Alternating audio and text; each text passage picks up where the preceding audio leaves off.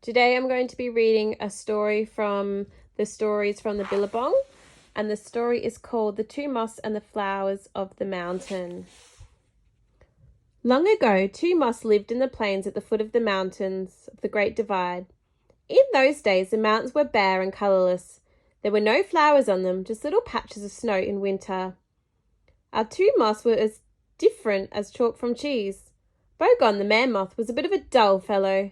His wings were drab grey and brown, and he never flew far from home.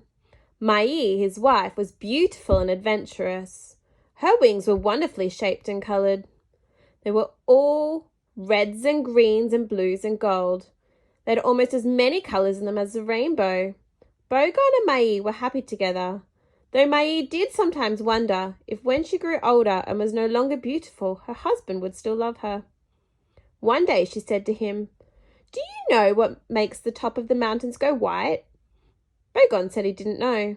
"I think I'll fly there," Mai said, "and find out." Her husband didn't think much of this idea. "We are happy in the plains," he said. "Let us stay here. The mountains are another world and dangerous. What goes on there doesn't concern us." But Mai wouldn't be put off, and one autumn morning she set out to fly to the mountains. The mountains looked near, but Mai's wings were small, and though she flew as fast as she could and never stopped for a rest, it took her a long time to reach the mountains. By the time she got there, she was very tired, and it was getting dark and cold. Looking up, Mai could see that the mountains above her were white. "If I just fly a little higher," she said to herself, "I'll be able to see what the white stuff is." Suddenly, it started to snow. For Mai, the snowflakes were a disaster. They settled on this and stuck to her wings. Her wings beat slower and slower, and slower and slower, and slower still, until there came a time where they couldn't beat at all. And like a plane without its engine, poor Mai spiraled round and around and down until she crashed into the side of a mountain. Bruised and frightened, she crawled into a crevice between the rocks. The snow fell and fell and fell. It kept on falling.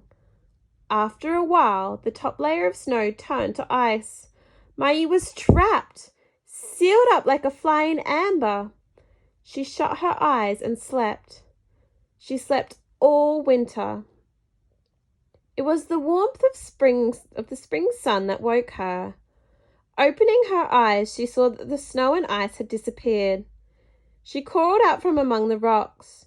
She spread her wings and to her surprise, saw that they were a dull grey. Their beautiful colours had gone.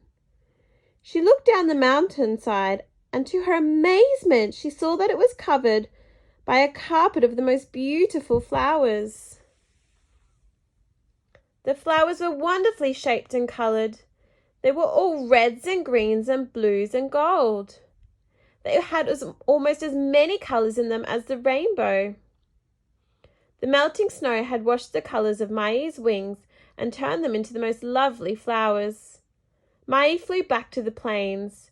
She was afraid now that she was no longer beautiful. Her husband might not want her back. But she need not have worried. Bogon had spent all winter searching for her. He was overjoyed to see her. Together they danced over the plains.